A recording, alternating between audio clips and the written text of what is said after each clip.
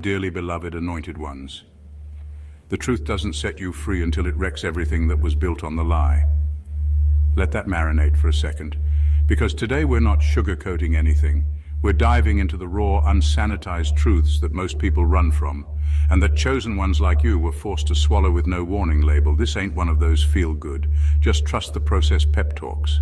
Nope. This is the kind of truth that makes your spirit sit up straight, your ego starts sweating, and your soul whisper, "Finally, somebody said it." Here's a little-known fact. Neuroscience confirms that the brain reacts to truth the same way it reacts to physical pain. That's why people flinch when you speak facts that burn through illusion. That's why they couldn't handle you. You didn't change. You just stopped playing dumb, and boom, suddenly you're acting different. You're too much. You're the problem. Nah, you just upgraded your spirit while they were still buffering in 2012, so buckle up. Because what we're about to unpack is ugly, uncomfortable, and absolutely necessary. This ain't a TED Talk, it's a spiritual intervention. Oh, and don't worry, I'll sprinkle just enough humor in here to keep your third eye from twitching too hard. Let's get into it. The truth is coming, and it ain't wearing makeup. Number one, they don't hate you. They hate that you didn't break where they would have. They don't hate you because you did something wrong. They hate you because you didn't collapse in the places where they would have folded. You stood when it made no logical sense to still be standing. You showed up with strength in your eyes when they were betting on seeing a broken-down version of you. That's what really eats at them. It's not that you were lucky, it's that you were built differently and they know it. People rarely admit this out loud, but most only cheer for you when your story is under their control, when they get to play savior or at least stay ahead of you. But when you rise without their permission, when you heal without their help, when you win without them even knowing how, that's when their fake smiles start twitching. They start resenting the fact that you didn't crumble like they assumed you would. The truth is, a lot of people expected your downfall. Some even planned for it. They smiled to your face and took mental notes of your weaknesses. They stored your secrets like ammunition. But what they didn't calculate was your inner fire. Your ability to go through betrayal, humiliation, isolation, and still not become bitter or broken.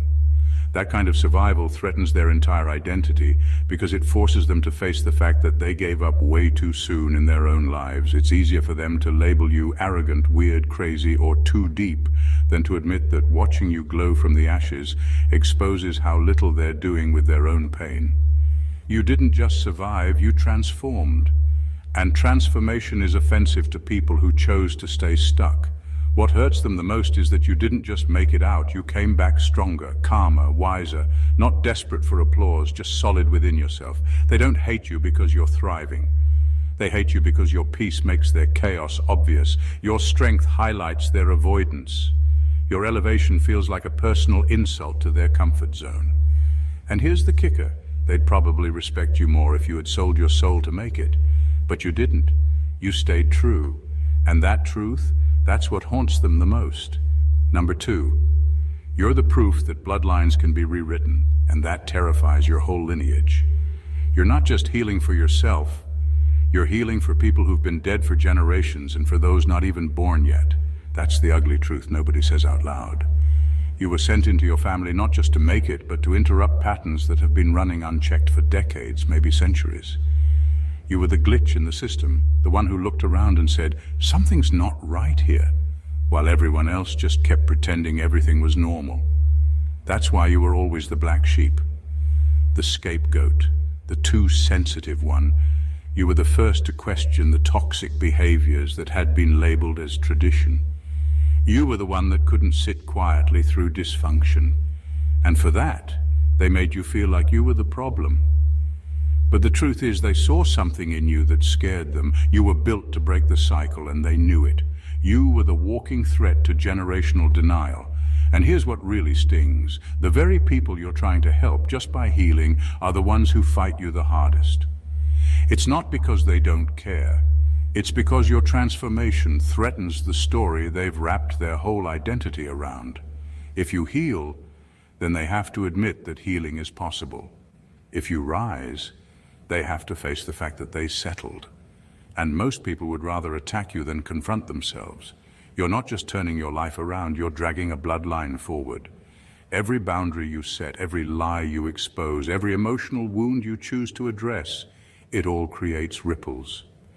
Your courage is undoing curses that have lived in your family longer than your name.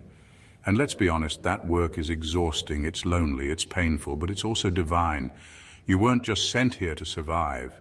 You were sent here to reset everything. You are the hard reset button that your ancestors prayed for, even if they never lived long enough to say it. And even if no one claps for you now, there are future generations who will live freer because you didn't fold.